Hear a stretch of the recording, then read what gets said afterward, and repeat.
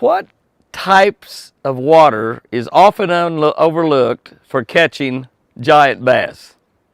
Is that a difficult question? If you've been paying attention to what we've been doing on Jimmy Houston Outdoor Television the last 2 or 3 years, you'll know the answer right away.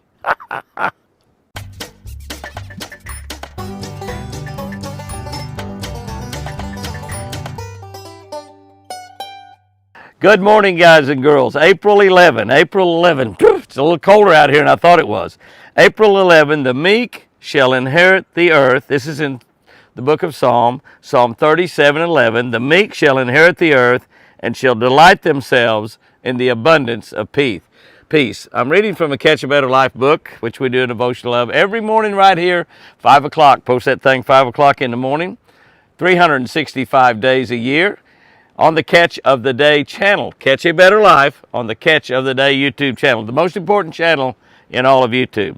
The meek shall inherit the earth and shall delight themselves in the abundance of peace. Finesse fishing has always been productive. It can put fish in a boat when other techniques just simply won't do it. The key is light line and a small lure. It also helps to slow down a bit and really relax when you're fishing this way. For me, I got to admit, that's pretty hard to do. I love power fishing, and it's a little tough for me to slow down and take it nice and easy. When I do, it generally pays off, and I catch a lot of fish, and I find some peace in the process. I catch fish, and I find some peace in the process, not too stressed out. Today's verse talks about finding peace through being meek. Finding peace through being meek. Here, God wasn't trying to say being meek means being a pushover. Not at all.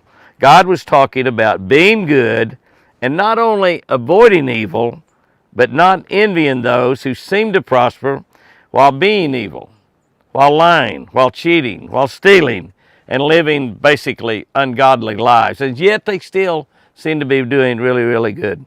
Their success, their riches will go away. In addition, listen to this, this is key. So many of them will have tremendous strife in their life, even though they seem to be prospering. Even so, they're rich. Even so, they seem to be doing great.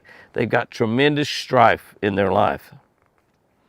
The good, the righteous, God says, will have peace. The good and the righteous will have peace. Isn't that a good one right there? The meek shall inherit the earth and shall delight themselves in abundance of peace. I thought about a joke that I probably shouldn't tell this right here. It's clean, though. It's a clean joke that Larry the cable guy told me just the other day. We were together having lunch, and Larry was telling me about a guy that the doctor told him his heart was so bad that he just had so much stress and strife in his life that if he didn't get rid of that stress, he's going to have a heart attack and die. It's going to kill you. The stress is going to kill you. And that has killed many, many people through a heart attack. He says, you've got to get rid of the worry in your life. If you have to, hire somebody to worry for you. The guy thought, wow, that's a great idea. I'll just hire somebody to worry for me. So he put an ad out in the paper.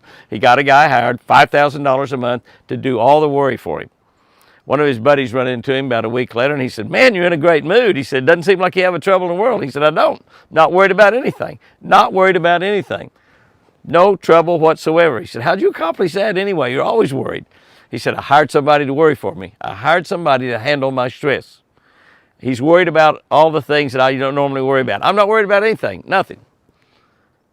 Paying him $5,000 a month. His buddy looked at him and he said, have you got $5,000 a month to pay him? He said, that's the first thing he's got to worry about. That'd be me right there for sure. I'd be in that problem. You know, we can lay our problems at the foot of the cross and let God take care of them for us and not worry about them. And that's what this is all about right here. The meek shall inherit the earth and shall delight themselves in the abundance of peace. Oh my, here's our tip for today. That was a pretty easy question if you've been paying attention to our television shows. Like I said, search out small state and city lakes for giant bass. That's right, smaller lakes. We have several of them here in Oklahoma. They stock Florida bass in years ago. Those fish are F1s now, and we can't get them to stock any more Florida bass here in Oklahoma. But in Texas, they do such a great job. In Texas, they probably manage their fishery better than any state in the nation. They've caught so many 12, 13, 14, 15-pound bass this year, just in the last 2 or 3 months in Texas, than probably all the other states in the nation combined. That's how good they do it. They have a share lunker program down there, and they catch the bass 13 pounds or bigger. They take that bass, they spawn it out, and they turn the fingerlings, the babies, back loose in those lakes that they caught them out of. All these little lakes around in Texas that you don't hear too much about, like Lake Nacogdoches, down at Nacogdoches. A friend of mine's daughter-in-law caught a 14-something there just a couple of weeks ago, and they caught an 8-pounder and a 9-pounder that same day. I'd call all 3 of those giant bass in a small city lake. We've got them here in Oklahoma. It's our better places here in Oklahoma to catch the giant bass. Guys and girls, go out there and have you a great one today. I'm kind of chilly out here, I got to admit. The wind's blowing. It's colder than I thought it was. Have you a great one, and remember, I sure do love you.